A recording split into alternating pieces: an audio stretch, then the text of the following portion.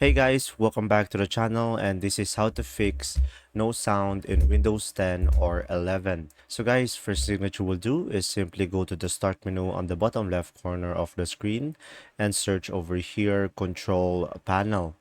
And now once you open up the control panel, just simply make sure to click on view by and make sure it is on large icons over here. And now from here, just simply go for sound, and after that it will pop up something like this.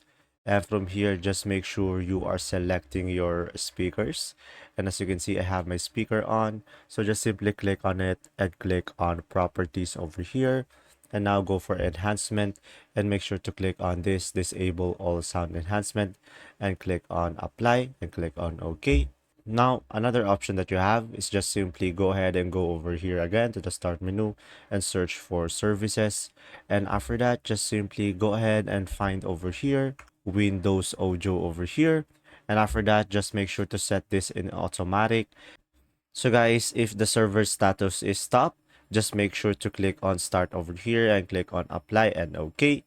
And now another option that you have is just simply go to device manager over here on the start menu.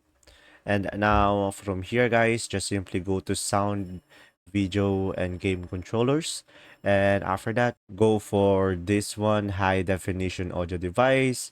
Right click on it and click on update driver and click on search automatically for driver. And guys, when it has an update, you should be able to install it over here.